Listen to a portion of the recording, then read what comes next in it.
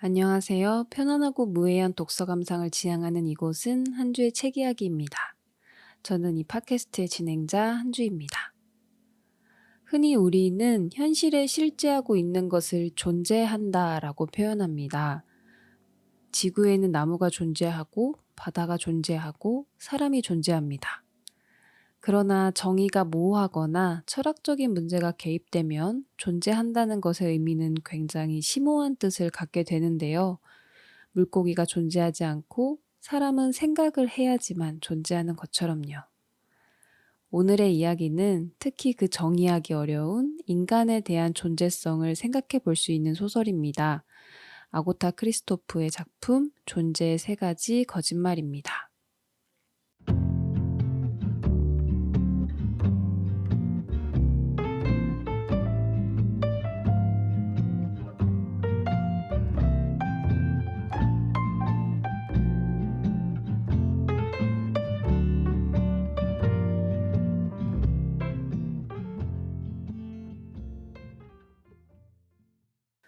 오늘의 작가 아고타 크리스토프는 20세기 후반 유럽 문단에서 주목받는 헝가리 출신 여성 작가인데요.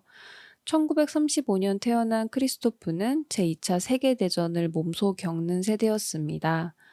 어린 시절 초등학교 교사였던 아버지는 전쟁에 동원되었고 어머니는 살림에만 몰두하면서 크리스토프는 대부분 오빠와 남동생과 시간을 보냈는데요. 특히 오빠에 대한 애착이 컸는데 존재의 세 가지 거짓말 속에 나오는 형제에도 이것을 그려낸 것이라고 작가는 이야기합니다. 도심 지역으로 이사온 크리스토프는 기숙학교를 다니면서 이전 자유로웠던 생활을 그리워하게 되어 특히 독재 정권의 탄압과 불안정한 정치 상황 속에서 많은 혼란을 느끼게 되는데요. 그녀가 18살이 되던 해 헝가리 혁명이 일어났고 그녀는 자신의 남편과 딸을 데리고 스위스로 망명하게 됩니다. 망명 후 그녀는 스위스에서 새로운 삶을 시작하지만 난민으로서의 삶은 굉장히 혹독했습니다. 언어의 차이로 인해 사람들과의 소통이 어려웠고 하루 12시간씩 시계 공장에서 일하면서 오로지 생계를 위해 하루하루를 버텨갔는데요. 그래서인지 이런 망명자로서의 외로움과 상실감은 그녀의 작품에서 많은 부분 차지하고 있습니다. 그녀는 첫 번째 남편과 이혼한 후에 드디어 바라던 대학에 들어가서 프랑스어를 배울 수 있었고 이후 여러 소설과 희곡을 써내려 가면서 왕성한 창작 활동을 이어갔습니다. 그리고 2011년 스위스에서 세 자녀와 함께 살다가 세상을 떠나게 되는데요. 그녀는 평생 망명자로 살아가면서 언어적 소외와 고립 속에서 자신의 문학 세계를 구축해 왔어요. 특히 그녀 특유의 차가운 문체와 감정적 절제는 그녀의 주요 소재인 전쟁의 잔혹함과 인간 본성의 어두운 측면과 더해지면서 그 비극성을 더 극대화시킨다는 평가를 받고 있습니다. 그리고 이런 그녀의 특징을 가장 잘 볼 수 있는 작품 중에 하나가 바로 오늘의 이야기 존재의 세 가지 거짓말입니다. 사실 존재의 세 가지 거짓말은 세 편의 소설이 합쳐진 연작 소설인데요. 그래서 서술 방식이나 구조적인 부분이 달라지면서 독자로서 조금은 혼란스러운 느낌을 받을 수도 있기는 한데 저는 이런 감각이 오히려 소설의 주제를 배가시킨다는 생각이 들었습니다. 첫 번째 작품이자 일부 비밀 노트는 1인칭 복수 시점, 즉 우리 쌍둥이 형제의 입장에서 이야기가 진행되는데요. 루카스와 클라우스라는 쌍둥이 형제가 전쟁 속에서 살아남기 위한 과정을 짤막한 일상 기록처럼 나열되어 있습니다. 내가 아닌 우리의 입장에서 쓰여지다 보니까 내면의 이야기보다는 외부 사건들을 굉장히 객관적으로 그리고 건조하게 묘사하고 있는데 우리가 인상이 찌푸려지는 굉장히 끔찍한 상황인데도 불구하고 너무나도 무덤덤하게 이야기하고 있어서 이게 내가 이상한 건가? 라고 생각이 들 정도로 정말로 감정 없이 기록되어 있는데 그런 점들이 이 쌍둥이의 입장을 더 정확하게 대변하고 있다는 생각도 들었습니다. 폭력적이고 끔찍한 상황이 일상으로 벌어지는 곳이라면 쌍둥이의 이런 화법이 당연한 것이고, 그것을 제3자인 독자의 눈으로 봤을 때 더욱더 끔찍하게 느껴질 수 있는 거죠. 그리고 2년 뒤 두 번째 작품인 타인의 증거가 출판됩니다. 이때부터는 3인칭 시점으로 서술되는데요. 주로 루카스를 중심으로 이야기가 진행되고 가장 많은 에피소드와 반전을 담고 있어서 스토리적인 측면에서도 재미있게 읽어보실 수 있고, 또 존재의 세 가지 거짓말의 전체적인 주제를 확실하게 보여주는 파트이기도 합니다. 그리고 마지막으로 3년 뒤 세 번째 작품인 50년간의 고독에서는 이전 1부와 2부에서의 이야기를 뒤집어 버리는 내용을 담고 있는데요. 3부를 읽어가면서 여러분들은 더 혼란스러워지는 경험을 하실 수 있을 겁니다. 그럼 본격적으로 책을 읽어가면서 각 파트별 조금씩 더 자세한 이야기와 감상을 나눠보도록 하겠습니다.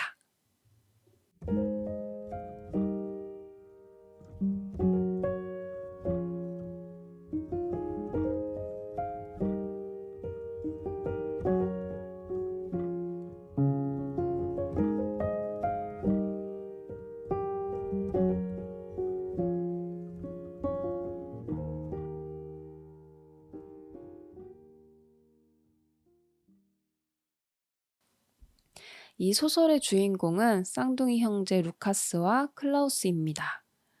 이 형제의 이름이 같은 철자의 순서만 다른 것처럼 그들 또한 하나의 인격이 둘로 나눠진 듯 한시도 떨어지지 않는 굉장히 돈독한 형제였는데요.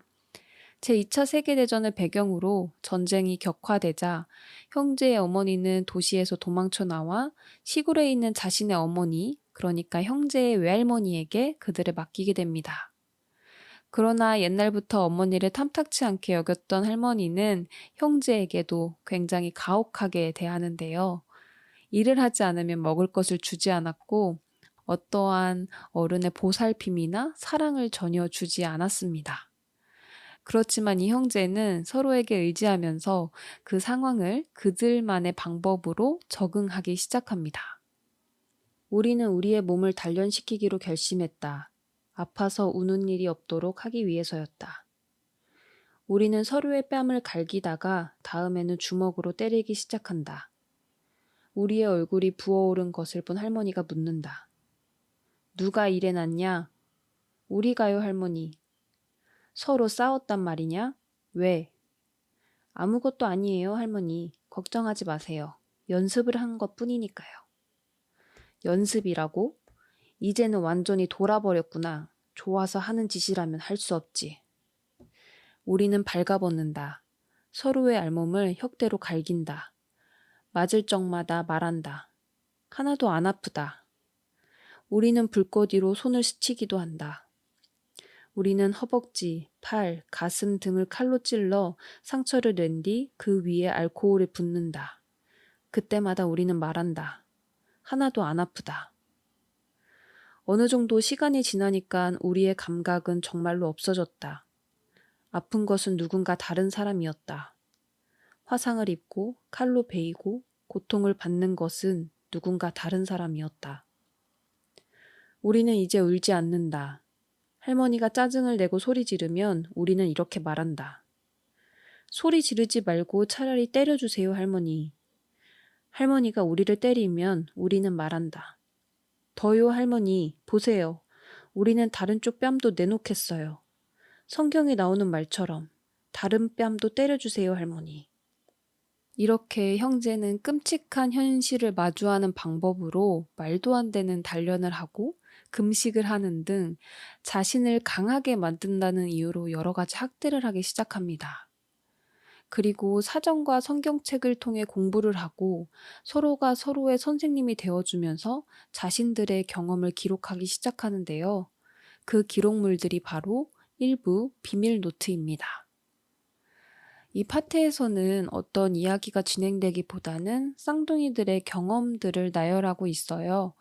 그러면서 생명을 죽이고 속이고 협박하는 것에 대해서도 양심의 가책을 느끼지 못하는 쌍둥이들을 발견할 수 있는데요.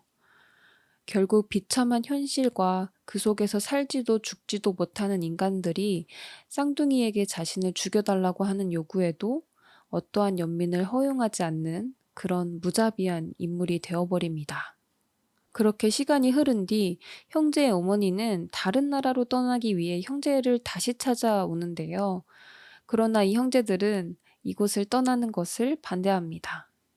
그렇게 실랑이를 벌이고 있는데 펑 하고 폭발음이 나더니 어머니가 폭탄에 맞고 죽게 됩니다. 그리고 같이 살던 사촌 누나가 시내에서 돌아오면서 무슨 일이냐고 쌍둥이에게 묻는데요. 이들은 이렇게 얘기합니다. 응, 폭탄이 떨어져서 정원에 구덩이가 생겼어. 그렇게 할머니와 살게 된 형제에게 이번에는 아버지가 찾아옵니다. 아버지는 구덩이에 묻힌 어머니를 확인하고서는 형제와의 인사도 없이 그 자리를 떠나버리고 마는데요. 그리고 몇 년 후 할머니는 돌아가시고 아버지가 다시 찾아오는데 아버지는 형제들에게 국경을 넘을 수 있게 도와달라고 부탁을 합니다. 이 지역 지리가 빠삭한 형제는 아버지를 돕겠다고 하면서 작전을 세우고 형제와 아버지는 국경을 넘기 시작합니다. 순찰대가 멀어졌다. 우리가 말했다. 가세요, 아빠. 다음번 순찰은 20분 후에 있어요.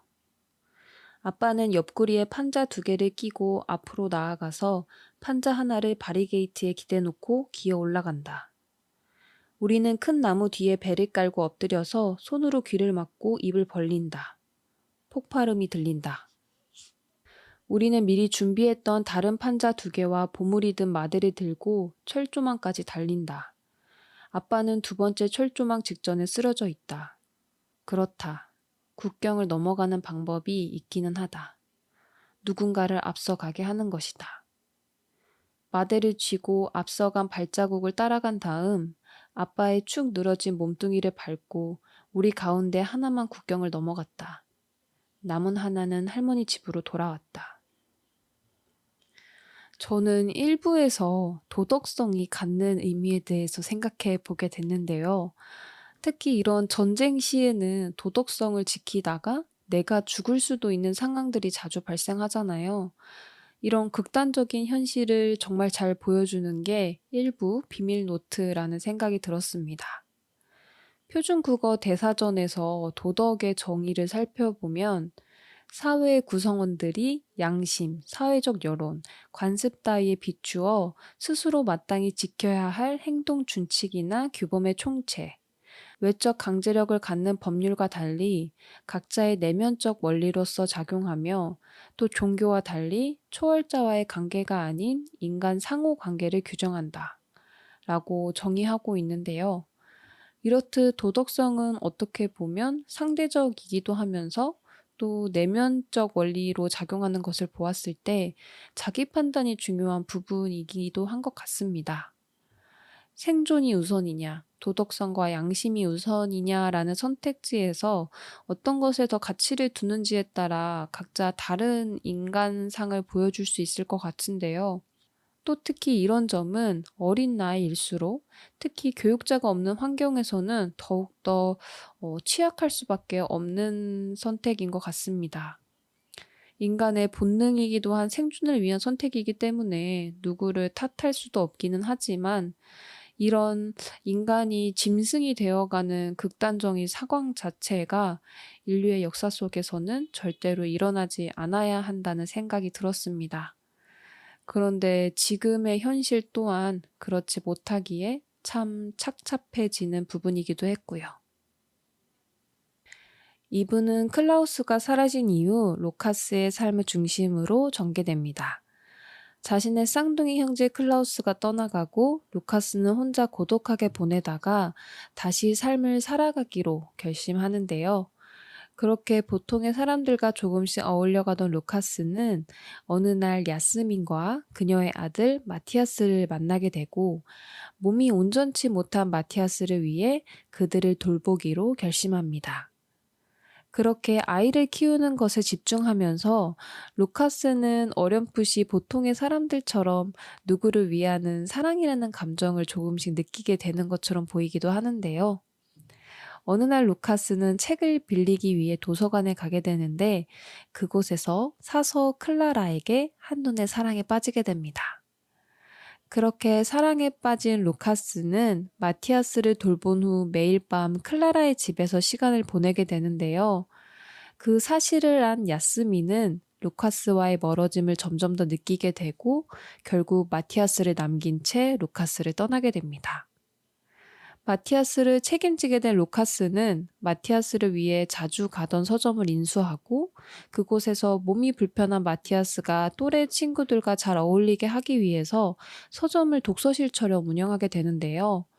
그러다가 처음 보는 한 금발 소년을 보면서 클라우스를 떠올렸고 시선을 뺏기게 되는데 이를 본 마티아스는 질투를 하게 됩니다. 항상 자신은 불구고 루카스가 진정으로 자신을 사랑하지 않는다고 이야기하던 마티아스는 그 금발 소년과 금발 소년의 누나와 루카스가 단란하게 있는 장면을 보면서 큰 상심에 빠지게 되는데요. 그러고는 결국 죽음을 선택하고 맙니다. 자신의 반쪽이었던 클라우스도 없고 서로에게 위로가 됐던 야스민도 없고 자신이 사랑했던 클라라는 체포가 되어 소식을 알 수 없고 유일하게 남은 마티아스까지 죽게 되자 루카스는 무너지게 됩니다. 그리고는 홀연히 사라집니다.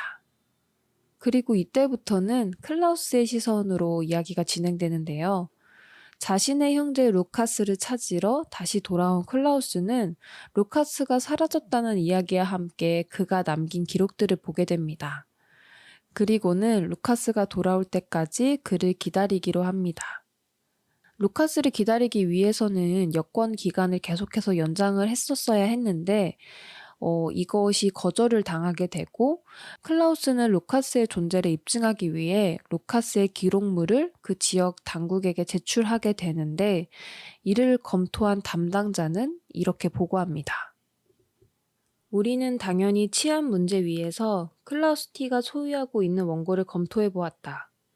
그는 원고의 대부분을 루카스가 썼다는 사실만으로도 루카스의 존재는 입증된다고 주장했다. 클라우스 자신은 마지막 부분, 즉 8장만 썼다고 한다. 그런데 필체가 처음부터 끝까지 똑같고 종이도 오래된 흔적이 보이지 않는다. 글 전체가 한 사람에 의해서 일정 기간에 집중적으로 쓰여진 것처럼 일관된 특징을 가지며 그 기간은 6달 정도, 즉 클라우스 T가 우리 시에 머물었던 기간과 일치한다. 그 내용에 관해서 말하면 단순한 허구일 가능성이 높다. 왜냐하면 거기에 묘사된 사건이나 등장인물들은 클라우스 T가 소위 할머니라고 부르는 한 사람 외에는 그 누구도 호적계에 등록이 되어 있지 않아 그 존재 여부를 확인할 길이 없기 때문이다. 그 할머니는 실제로 현재의 운동장 자리에 집을 가지고 있었다.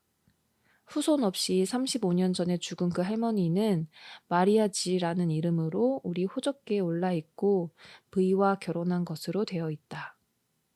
전쟁 중에 누군가가 그녀에게 한두 명의 아이를 맡겼을 가능성은 배제할 수 없다. 그렇죠. 1부에서부터 2부까지의 모든 것들이 허구일 수도 있다는 증거였습니다. 2부를 읽으면서 제가 느꼈던 점은 스스로를 보호하기 위해 그리고 진실에서 도망치기 위해 거짓말을 하는 인물들이 너무 안쓰럽다는 점이었어요. 정신의학과 상담에서도 어떤 문제에 대해 괜찮다, 괜찮다 하며 자신을 속이는 것이 그 문제를 해결하는 데 방해가 되는 요인이라고 하잖아요. 그런데 이런 혼란스러운 시기를 살아가던 사람들에게는 자기 위안과 거짓말이 어찌 보면 유일한 탈출구였을 수도 있다는 생각이 또 들더라고요. 자신의 힘으로 아무것도 해결하지 못하는 상황에서 그리고 또 언제 끌려갈지 모르는 상황에서 그냥 눈을 감아버리는 거죠. 그리고 클라우스가 떠났음에도 불구하고 클라우스에 대한 그리움 때문에 다른 사람을 진심으로 사랑하지도 못하고 어쩌면 이 클라우스 또한 그 루카스의 외로움으로 거짓의 인물일 수 있다고 또 마지막에 밝혀지고 있기도 하죠. 또 마티아스의 이야기도 너무 속상하더라고요. 자신의 어머니가 떠나고 유일하게 기댈 수 있는 사람이 루카스였는데 루카스도 자신을 떠나버릴까 봐 끝까지 "너는 나를 진심으로 사랑하지 않아." 이렇게 얘기를 하잖아요.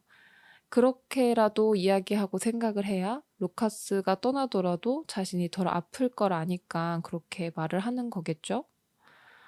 전쟁과 고독이라는 문제가 물질적으로도 많은 피해를 주긴 하지만 그보다도 이런 문제점들이 어떻게 보면 더 끔찍할 수도 있는 것 같아요. 사람들이 스스로를 단념하게 되고 포기하게 되고 무감각하게 되는 것. 그리고 이런 태도가 대물림 될 수 있다는 점도 참 무섭다는 생각이 들었습니다. 그리고 꼭 전쟁이나 극단적인 상황이 아니더라도 우리가 일상을 살아가면서 힘들었던 기억들을 다루는 방식들을 생각해 볼 수 있을 것 같아요. 적극적으로 맞서시는 분도 있을 거고, 저 같은 경우에는 어쩌면 루카스처럼 이렇게 덮어버리는 성격이거든요. 친구에게 섭섭한 것이 있어도 그냥 혼자 생각하고 말거나 속상한 일이 있어도 혼자 묵히는 스타일이어서 평상시에는 상관없다가도 한 번씩 이렇게 푹 꺼지는 날이 있으면 회복하기가 조금 힘들더라고요. 그래서 그런지 2 부에서 나오는 인물들이 저는 유난히 마음이 많이 갔던 것 같습니다. 그리고 마지막으로 3 부에서는 여권 만료로 보호소에 갇힌 클라우스가 과거를 회상하면서 1 부와 2 부의 서사에 가려진 나머지 이야기들을 나열합니다. 그의 기억은 병원에서부터 시작을 하는데요. 어린 시절 그는 다리를 다쳐 병원에 입원해 있었고 그 후에는 재활원에서 지내게 됩니다. 이 부분은 마티아스가 떠오르는 부분이기도 하죠. 그러던 어느 날 재활원에 폭발 사고가 일어나고 다행히 탈출에 성공한 클라우스는 한 시골 할머니에게 맡겨지게 되는데요. 네, 맞습니다. 이 소설의 처음이 떠오르는 장면이기도 하죠. 이렇게 언뜻 앞에서의 장면들이 생각나게 하는 클라우스의 과거 이야기가 쭉 진행되고 우리는 이 부분을 읽으면서 루카스는 가상의 인물인가 하는 의심을 갖게 됩니다. 그렇게 성인이 된 클라우스는 자신의 형제를 찾으러 시골 동네에 다시 돌아오게 되고 그곳에서 철자가 다른 클라우스라는 사람이 살고 있다는 것을 알게 됩니다. 그리고 그 집에 찾아가서 이렇게 이야기합니다. 제 이름을 착각했어요. 저 루카스가 왔어요. 그러나 루카스가 죽은 줄 알았던 가족들은 루카스를 내쫓게 됩니다. 그리고 클라우스는 자신의 가족과 자신을 지키기 위해서 루카스에게 자신은 그런 형제가 없다고 거짓말을 합니다. 그렇게 거절당한 루카스는 결국 기차에 뛰어들어 자살을 하게 되고 죽은 루카스를 보며 클라우스는 이렇게 생각합니다. 나는 또한 우리 네 사람이 곧 다시 만나게 될 것이라 생각한다. 어머니만 돌아가시면.